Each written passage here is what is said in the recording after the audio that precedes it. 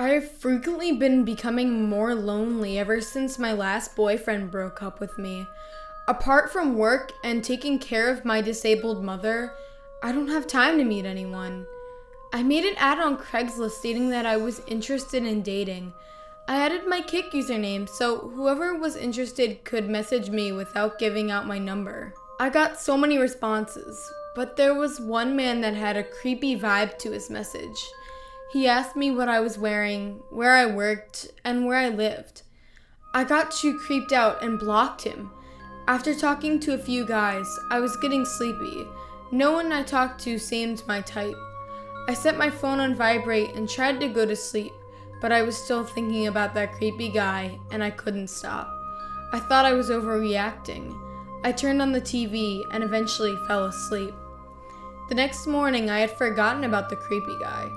I got ready for work, and when I walked out the door and turned around to lock it, there was a note on my door that said, "Why did you block me?" I just wanted to talk. I stood there in shock and tried to catch my breath and began shaking. I ran back inside, running towards my bedroom. I tripped and twisted my ankle because of the high heels. I locked myself in my room. I got my revolver out and called the police.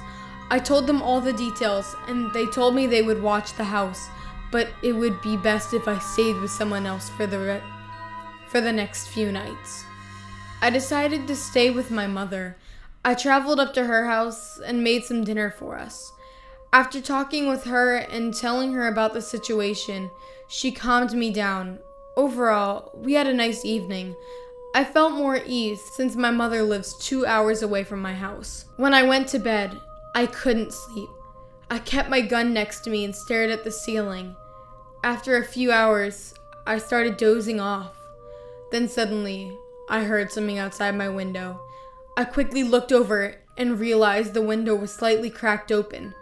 My heart began racing. I grabbed my gun in case anyone was there. After a minute of pure silence and heart beating in my throat, someone right under my window started gently singing the nursery rhyme, "Jack be nimble, Jack be quick." Jack jumped over the candlestick. I tried to scream, but I was frozen in fear. It was like I had no control over my body. After a few seconds, I was finally able to let out a scream. The man immediately came crashing through my window. I ran out of the room and into the living room. Then I turned around and aimed the gun towards my bedroom door. When the man walked out of the room, I fired 5 shots into him. He immediately collapsed to the ground. I could hear my mom screaming from her bedroom. So much chaos was in my head. Thoughts were coming at me at the speed of light. I didn't know what to do. After what seemed like hours, I yelled to her everything was okay. I called the police, and they came and took me away for questioning and turned the house into a crime scene.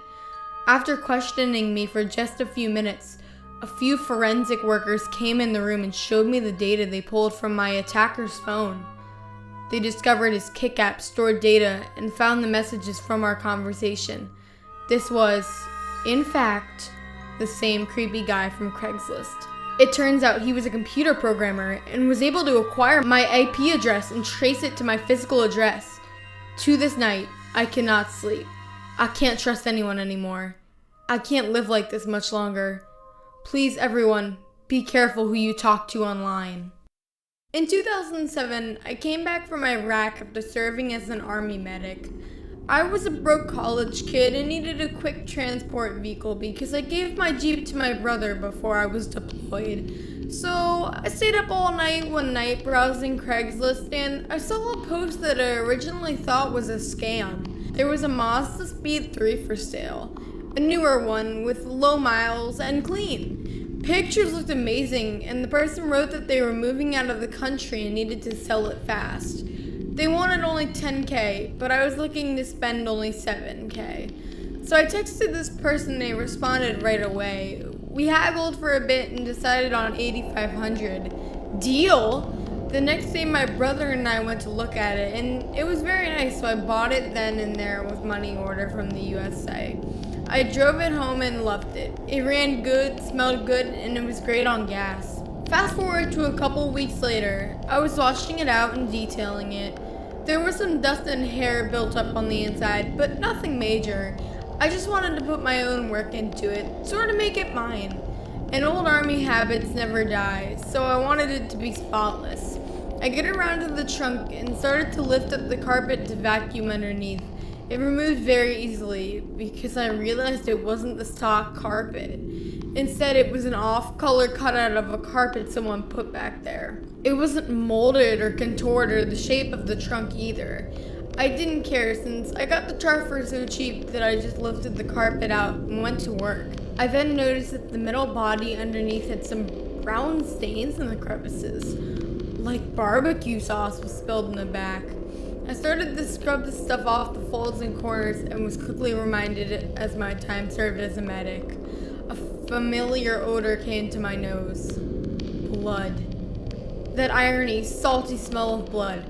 I was a little freaked out, but I cleaned it up, put the carpet back, and went home happy. Later that night, I texted the previous owner, whose text I still had on my phone. I asked about the trunk, and he said he didn't know.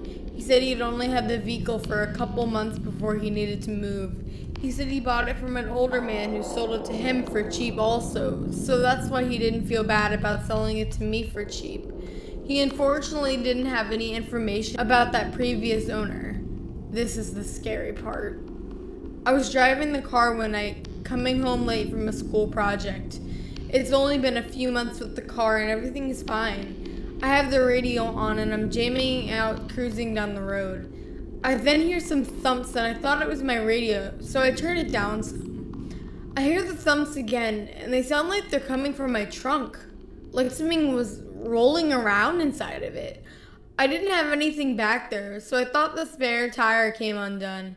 I pulled into a nearby gas station and popped the lid. Nothing. Spare tire was seated and secure. I checked the back seats to make sure they were locked, and they were. I thought maybe it was something under the car, but it was too late to worry about it now, and I made a mental note to check it out tomorrow. On the way home, a few more thuds and thumps, but I ignored it. The next day, I put the car on jack stands and looked underneath for a loose part. I was thinking about the exhaust hanging loose, which is an easy fix. Underneath the car, I found nothing wrong. I told my brother about the thumps and he seemed to think I was hearing things or something. I drove the whole week without any more noises. So at that point, I snapped my fingers and told myself in traffic it was a mouse. A mouse got in the car or something. Duh. The next weekend, my brother and I were out drinking. I had a couple of beers and my brother got loaded. When I was sobering up and headed back home, we started to hear thumps from the trunk. My brother told me to pull over. We checked the trunk, but found nothing. My brother threw up and got back into the car. We continued along and heard more thumps. Now my brother started accusing me of making the noises. While we were arguing, my brother suddenly stopped and his eyes went wide. He reached for the radio and turned it down all the way. I heard it too now. Muffled screams, like far away, as if we could hear someone on the side of the road, but we were driving late at night. I slowed to a stop and there was one last scream, a couple of thumps, and my brother ran in the trunk. Nothing. We started to freak out, but continued home with nervous laughter and jokes about the noises. Murder Car became its new name. I didn't hear anything else for a while. Murder Car was being silent, except one night. I dropped off my new girlfriend at home and left. I had the radio low, but it could have been at volume level 30 and I still would have heard. Thud! The loudest thump in the trunk. Just one. So loud I felt it. I felt the vibration of the hit in the car, through the seat and steering wheel. It was real to me. I started to slow down and expected another one. I glanced in the rearview mirror and caught the last movements of a person ducking down on my back seat. The soldier in me came out. All of the same second, I slammed the brakes, undid my seatbelt, and turned to confront my enemy. But no one was in the back seat. No one. I sat there a minute in fear. I've seen a lot and dealt with some really creepy things in Iraq, but this felt more like an invasion than anything else I have ever felt. I tried to remember if I saw what I saw in the mirror. I was convinced, and to this day, I truly believe I know what I saw. I saw a person, the dark outline of one, right behind me. ducking down to avoid my stare.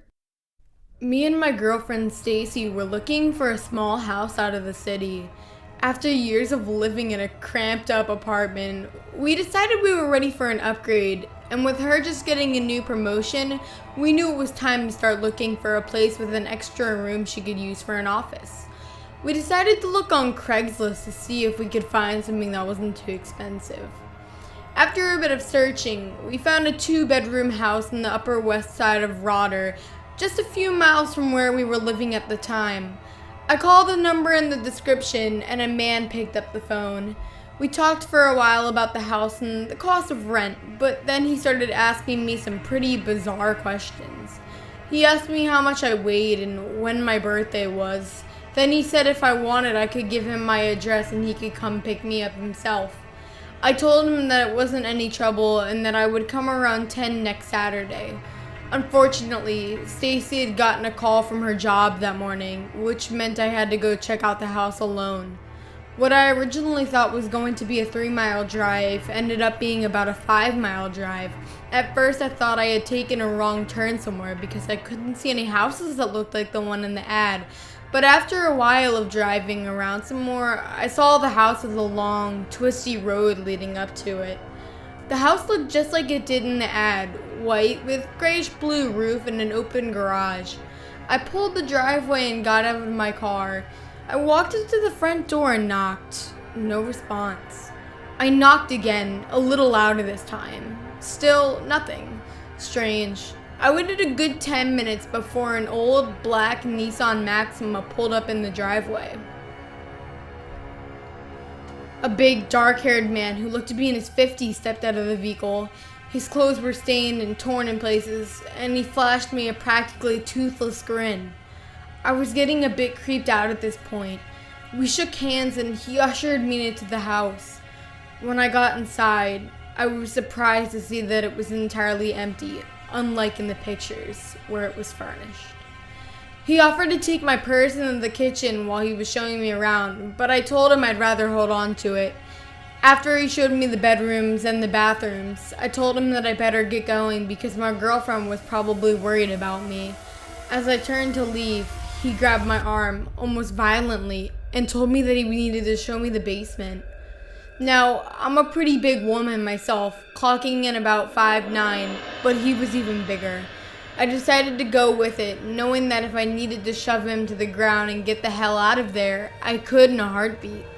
He opened the door at the end of the hallway, and instantly I got a bad feeling. He stood behind me, blocking my path, a big ugly smile plastered on his face. I took a few steps deeper into the basement and suddenly got hit with a smell of rotten meat. I knew something was wrong. I needed to get out of there, and right on